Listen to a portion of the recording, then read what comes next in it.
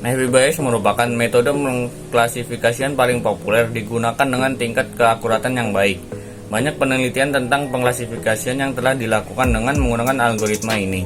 Berbeda dengan metode pengklasifikasian dengan logistik regression ordinal maupun nominal. Pada algoritma ini, algoritma Naive Bayes pengklasifikasian tidak membutuhkan adanya pemodelan maupun uji statistik. Naive Bayes merupakan metode pengklasifikasian berdasarkan probabilitas sederhana dan dirancang agar dapat dipergunakan dengan asumsi antar variabel penjelas saling bebas atau independen. Pada algoritma ini, pembelajaran lebih ditekankan pada pengestimasian probabilitas.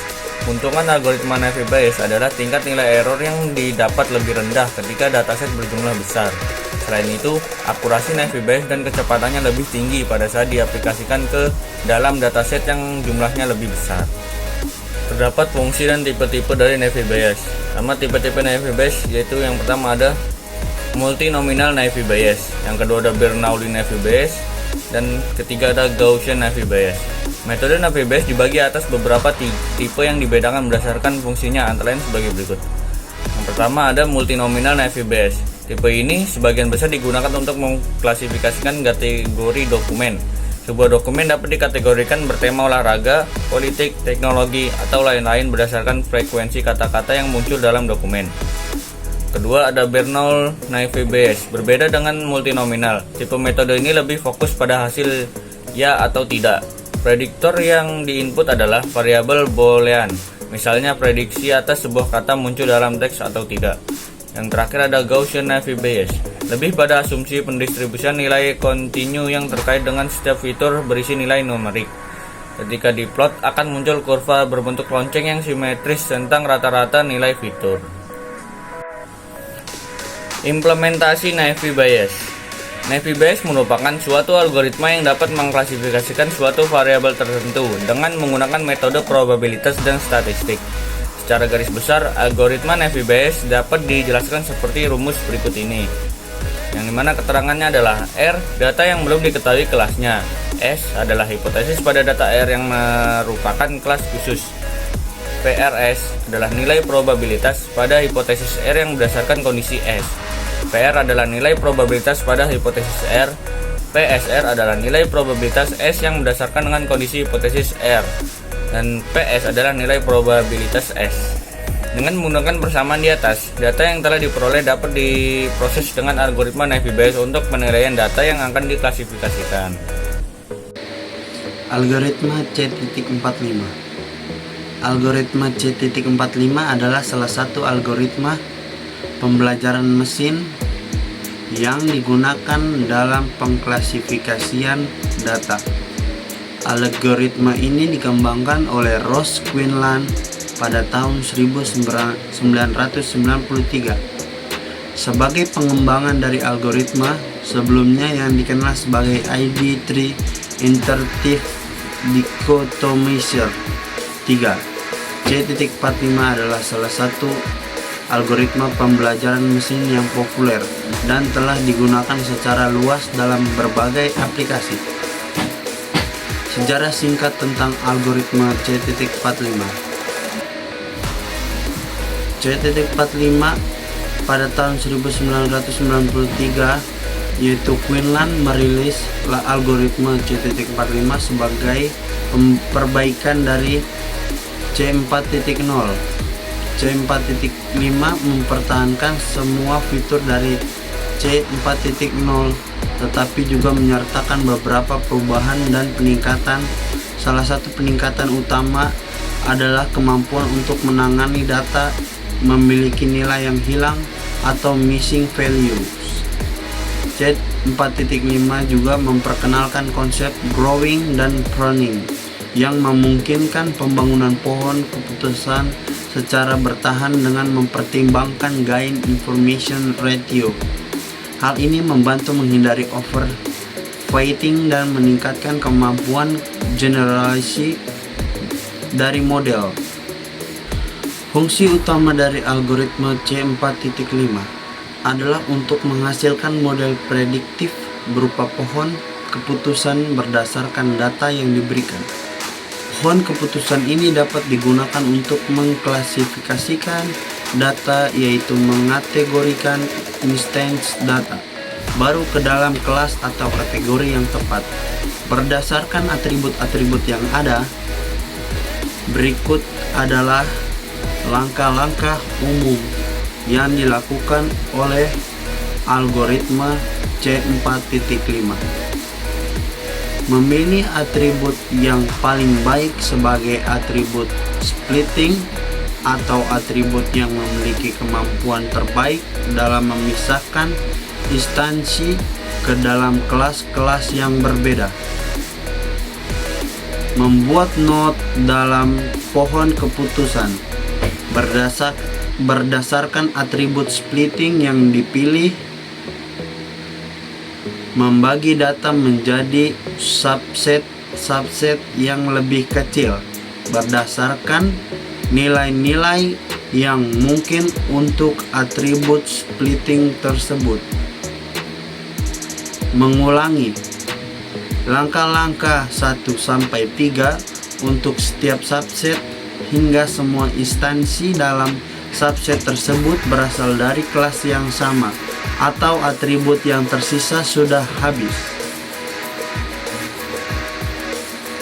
Menyimpulkan kelas atau kategori yang tepat untuk instansi data baru berdasarkan jalur yang ditempuh dalam pohon keputusan. Implementasi C.45. Algoritma C4.5 ini merupakan perkembangan dari ID3.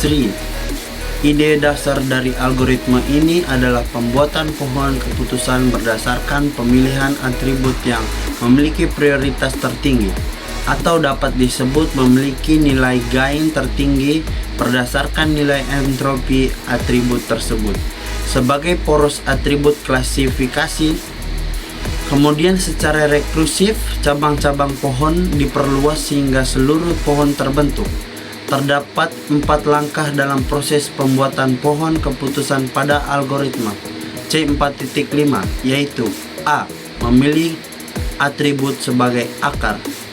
B. Membuat cabang untuk masing-masing nilai. C. Membagi setiap kasus dalam cabang. D. Mengulangi proses dalam setiap cabang sehingga semua kasus dalam cabang memiliki kelas yang sama. Kemudian dilakukan perhitungan untuk mencari nilai entropi dan gain. Berikut ini rumus untuk mencari nilai entropi dan gain. Keterangan. Himpunan kasus. Jumlah partisi. Entropi atau S sama dengan 1 PZ log PZ. Jumlah kasus pada partisi ke J.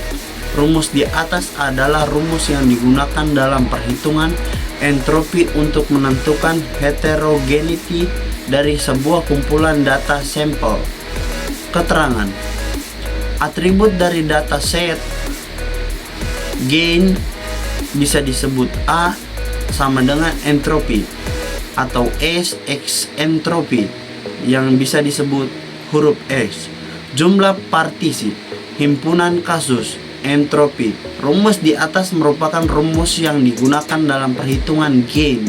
Setelah melakukan perhitungan dengan mengetahui rumus-rumus di atas, data yang telah diperoleh dapat dimasukkan dalam dan diproses dengan algoritma C4.5. Untuk proses pembuatan decision tree.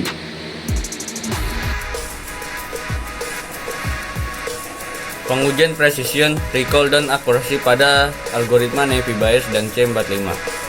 Membandingkan dua buah algoritma harus memiliki standar yang sama, sehingga dapat diketahui algoritma yang terbaik dari perbandingan tersebut. Pada tahap ini, dilakukan pengujian dengan menghitung nilai precision, recall, serta akurasi dari Naive Bayes dan C45. Langkah awal dalam tahap ini adalah dengan membagi data di setiap kasus menjadi dua, yaitu data training atau data latih dan data testing atau data uji. Data training digunakan sebagai data rujukan dalam perhitungan setiap algoritma, sedangkan data testing digunakan untuk menilai prediksi maupun penentuan yang dilakukan oleh setiap algoritma sudah tepat atau tidak. Sebagai contoh, Pada data untuk penentuan pengajuan kartu kredit di bank yang berjumlah 290 data dibagi menjadi beberapa bagian seperti yang diperlihatkan oleh tabel 1. Dimana pengujian pertama terdapat data training 50, data testing 240. Untuk pengujian kedua, data training 100, data testing 190. Dan pengujian ketiga, data training 150, data testing 140. Dan pengujian keempat, data testing 200, data testing 90. Dan pengujian kelima, data training 250, data testing 40. Dalam setiap dataset pada tabel 1, dilakukan pengujian untuk data testing sebanyak 3 kali di setiap pengujian. Setelah itu, dihitung nilai precision, recall, dan akurasi untuk masing-masing algoritma. Untuk setiap nilai precision, recall, dan akurasi dari 3 kali percobaan tersebut, akan dihitung nilai rata-rata dan ditulis sebagai nilai akhir precision, recall, dan akurasi. Precision merupakan perhitungan terhadap perkiraan proporsi kasus positif yang benar dan dirumuskan dalam rumus berikut. Keterangannya, TP adalah true positif dan FP adalah false positif. Recall merupakan perhitungan terhadap perkiraan proporsi kasus positif yang diidentifikasi benar dan dirumuskan dalam rumus berikut. Keterangannya ada TP true positif dan FN adalah false negatif. Sedangkan akurasi adalah merupakan perhitungan terhadap proporsi dari jumlah total prediksi yang benar dan dirumuskan dalam rumus berikut. Keterangannya TP true positif, TN true negatif, FP ada false positif, FN false negatif. Pada tahapan ini dilakukan perbandingan nilai precision, recall, dan akurasi pada masing-masing algoritma di sebuah kasus. Setelah itu dilakukan rekapitulasi hasil dari masing-masing algoritma sehingga dapat diambil kesimpulan mengenai algoritma terbaik untuk sebuah kasus. Hasil perbandingan algoritma. Hasil pengujian precision, recall, dan akurasi pada kasus penentuan pengajuan kartu kredit di sebuah bank dapat ditunjukkan oleh tabel di bawah. Dimana jumlah data training 50, jumlah data 240, precision dari Naviebase ada 81,2, recall dari Naviebase 81,8, akurasi Naviebase ada 81,81. Sedangkan dari C45 precisionnya ada 92,8, recallnya 92, akurasinya 92,4. Dan lainnya jumlah datanya 100, jumlah data testing 190. Dari Naviebase precision mendapatkan 87, dari recall 87,4, dan akurasinya 87,36. Sedangkan C45 precision dengan 93,5, recallnya 93,2, dan akurasi 93,16. Dari data pada tabel di atas dapat dilihat bahwa semakin banyak jumlah data training membuat nilai precision, recall, akurasi dari algoritma Naviebase dan C45 semakin meningkat. Dari data tersebut dapat pula dilihat bahwa nilai precision, recall, dan akurasi dari algoritma C45 lebih tinggi dari Naviebase di setiap pembagian data. Hal ini menunjukkan bahwa algoritma C45 lebih baik daripada algoritma Naviebase untuk kasus pengujian kartu kredit di sebuah bank. Kesimpulannya adalah berdasarkan pengujian precision, recall, dan accuracy dapat diambil kesimpulan bahwa semakin banyaknya data training yang digunakan, maka nilai precision, recall, dan accuracy akan semakin meningkat. Hal ini dikarenakan probabilitas terhadap setiap data akan semakin besar. Dengan semakin meningkatnya jumlah data, semakin besar nilai probabilitasnya, maka semakin tinggi pula nilai precision, recall, dan accuracy dari kedua buah algoritma tersebut. Rekapitulasi hasil pengujian berdasarkan pengujian precision, recall, dan accuracy dapat ditunjukkan oleh tabel di bawah. Pada tabel ini di bawah menunjukkan algoritma yang unggul pada setiap pengujian. Nomor 1, tabel rekapitulasi algoritma yang diunggul setiap kasusnya seperti precision, recall, accuracy, penentuan, C.45, CAS, C.5, pengajuan, kartu kredit di sebuah bank. 100 dari sebuah kasus penentuan pengajuan kartu kredit di sebuah bank dapat diambil kesimpulan bahwa hasil klasifikasi pada algoritma C.45 memberikan hasil yang lebih baik daripada algoritma Naive Bayes. Sehingga untuk menentukan algoritma terbaik yang akan dipakai untuk kasus tersebut adalah algoritma C.45.